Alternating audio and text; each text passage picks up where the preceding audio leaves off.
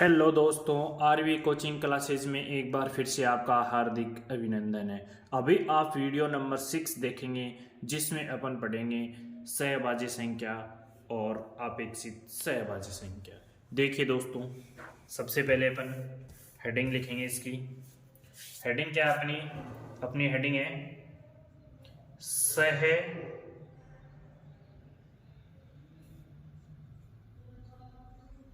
सहअभाज्य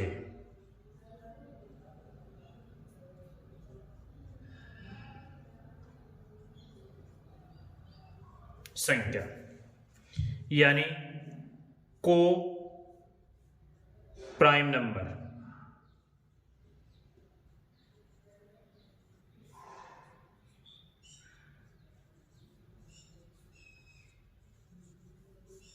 को prime number.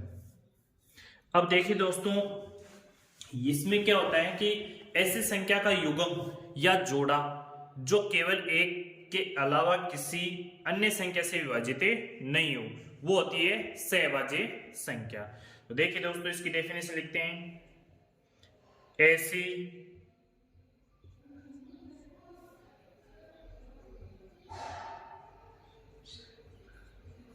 संख्याओं का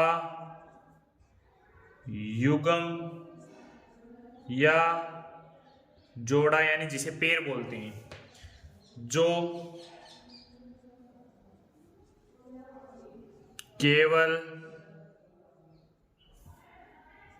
एक के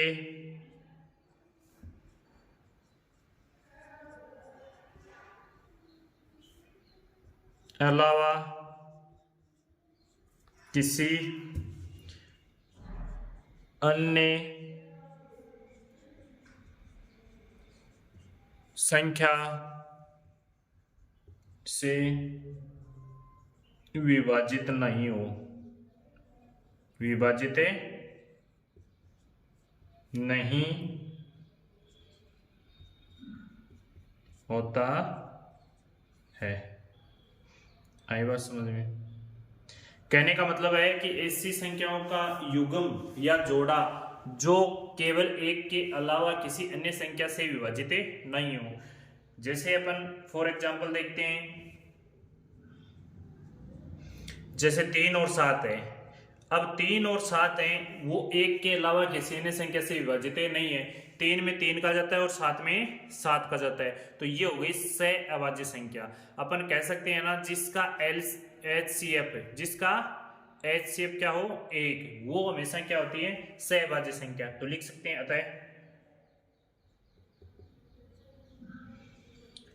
सहअभाज्य संख्या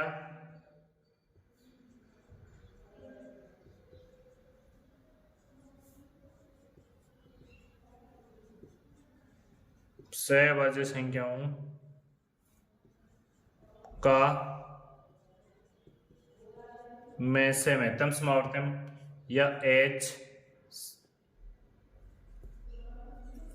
सी एफ क्या हो, हमेशा एक हो, यानी एक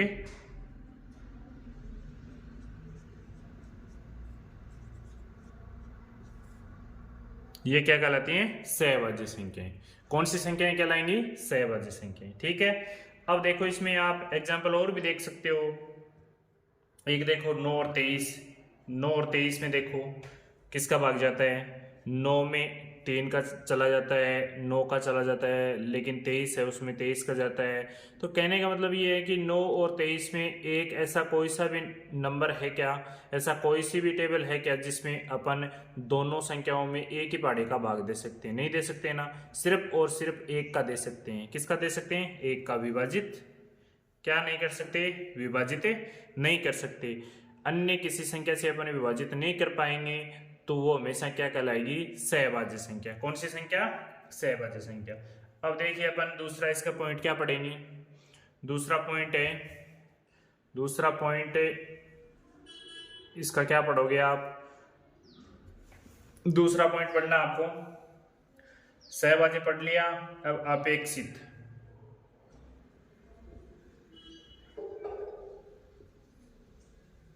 अपेक्षित से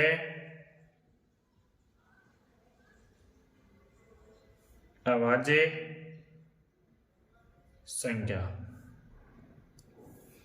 इसमें क्या पढ़ोगे आप?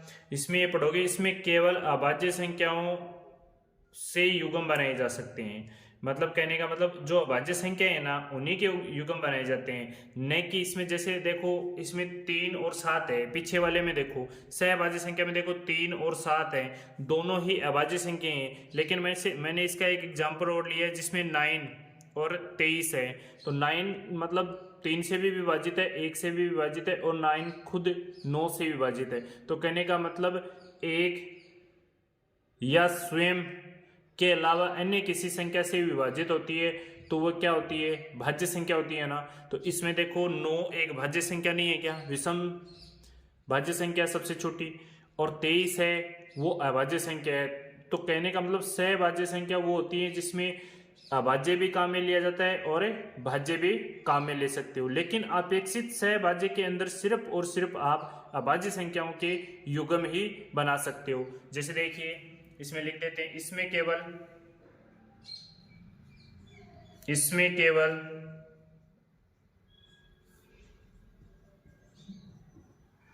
अभाज्य संख्याओं से युग्म या जोड़ा बनाते हैं ना, युग्म या जोड़ा बनाया जाता है। देखिए एग्जाम्पल, 5 और 13। देखो 5 अभाज्य है और 13 भी क्या है? अभाज्य। फिर देखो 17 और 23, 17 भी अभाज्य और 23 भी अभाज्य। 29 और 41। आई बात समझ में? तो इस प्रकार से आप कंटिन्यू जा सकते हो। तो इसमें देखो 5 भी क्या है? अभाज्य, और 13 भी क्या है?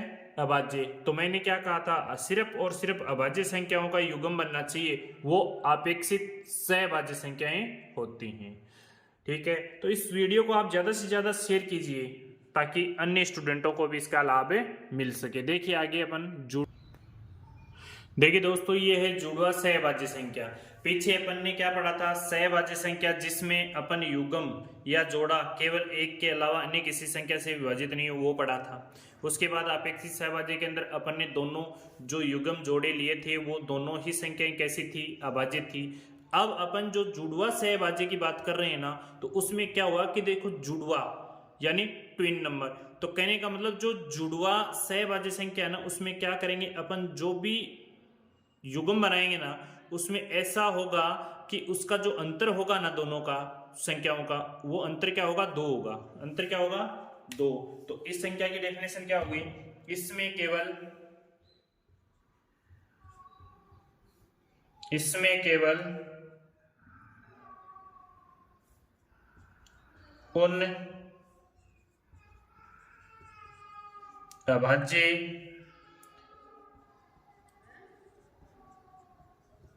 उन अभाज्य संख्याओं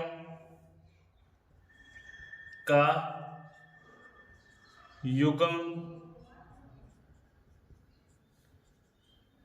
युग्म होता है जिनके मध्य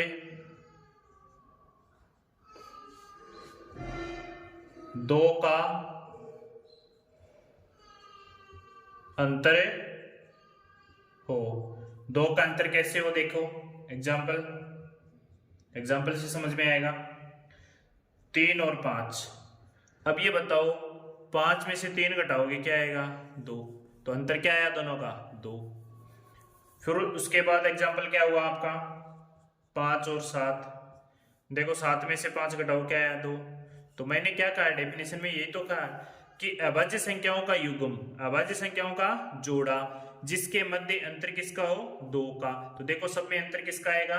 2 का। तभी आप उसको क्या कह सकते हो? जुड़वा सहभाज्य संख्या कह सकते हो। देखो जैसे 17 और 19 बोल सकते हो ना, दोनों अभाज्य संख्याएं हैं। और उस 19 में से 17 घटाओगे अंतर क्या आएगा 2। जैसे 41 और 43, आई बात समझ में। ऐसे आप आगे भी लिख सकते हो, जैसे 71 और 73। इस प्रकार से सभी का अंतर क्या मिलेगा आपको, कंटिन्यू 2 का। और कहने का मतलब है जिसका अंतर 2 मिले, 2 अभाज्य संख्याओं का, तो अपन उसको क्या बोल सकते हैं, जुड़वा सहभाज्य संख्या। अब देखिए आपको कुछ इंपॉर्टेंट बिंदु स्टार लगा के अपन लिखते हैं। उसमें 1 से 100 तक की संख्याओं में 8 युग्म जुड़वा सहभाज्य संख्याएं होती हैं। तो इसमें देखो कितने होते हैं कुल, 1 से 100 तक, 1 से 100 तक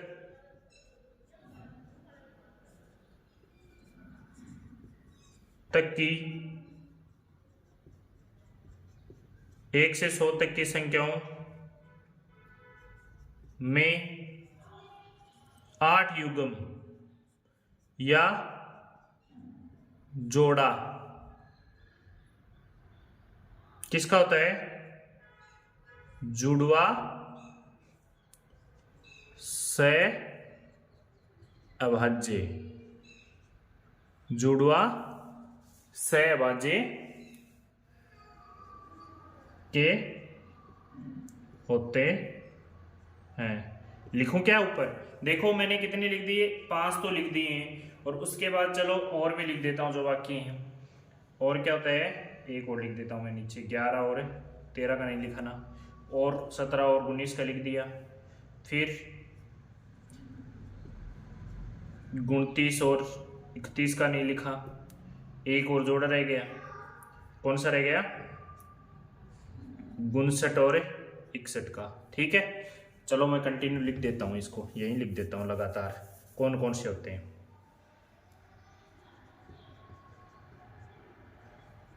पहला है 3 और 5, दूसरा है 5 और 7, तीसरा है 11 और 13, फिर क्या है 17 और 19, 17 और 19।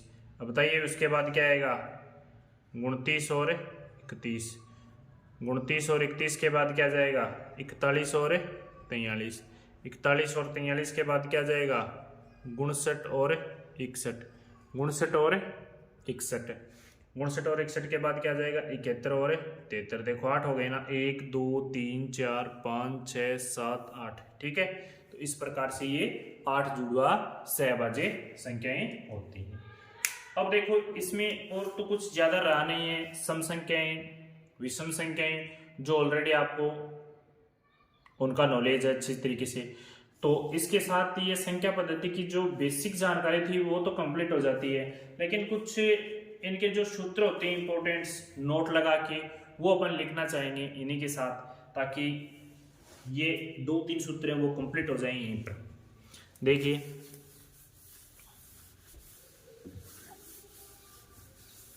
चलो लिखते हैं, पहला सूत्र है, नोट लगा के लिख लो आप, नोट लगा के लिख सकते हो। पहला सूत्र क्या है, n प्राकृतिक संख्याओं का, यानी प्राकृतिक संख्याओं को किससे लिखते हैं, n से लिखते हैं ना, तो अपन लिख सकते हैं n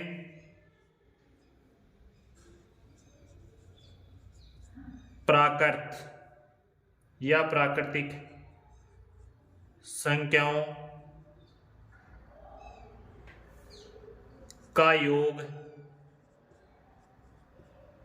क्या होता है बताइए, फॉर्मूला क्या होता है, n+1 बटे 2। दूसरा होता है a से b तक लगातार, a से b तक लगातार संख्याओं का योग, उसका फॉर्मूला क्या होगा बताइए, यहां लिख दूं मैं, योग इनटू अंतर निकालोगे ना संख्याओं का, a और b तक की लगातार संख्याओं का योग और अंतर, अंतर में क्या कर दोगे 1 प्लस कर दोगे, और बट्टा में क्या लगा दोगे 2, बट्टा में क्या लगा दोगे 2। फिर इसका एक इंपॉर्टेंट फॉर्मूला होता है n प्राकृत संख्याओं n प्राकृत संख्याओं के वर्गों का योग। वर्गों का योग क्या होता है? ये काफी एग्जाम में आपको देखने को मिलेगा, डायरेक्ट सूत्र भी पूछ लिया जाता है, तो इसको डायरेक्ट याद रखना होगा। 2n + 1 बटे में क्या आ जाता है? 6 बटे में क्या आ जाता है? 6 बटे में क्या आ जाता है? 6। देखो n + 1 को ब्रैकेट 2n + 1 और बटे में क्या आ जाता है? 6। फिर देखो एक फॉर्मूला और होता है, n प्राकृत संख्याओं। अब वर्ग के लिए देख लिया तो किसके लिए बच गया? घन के लिए। घनों का योग। इसमें क्या करना है? इसमें n और ब्रैकेट में n + 1 बटा 2, इस पूरे का होल स्क्वायर कर देना है। क्या कर देना है? पूरे का होल स्क्वायर। पूरे का क्या कर देना है? Whole square. तो इसी के साथ इसके कुछ इंपॉर्टेंट फॉर्मूलेज थे, वो भी अपन ने कंप्लीट किए हैं। तो दोस्तों इस वीडियो को ज़्यादा से ज़्यादा आप शेयर, लाइक और सब्सक्राइब कीजिए। धन्यवाद।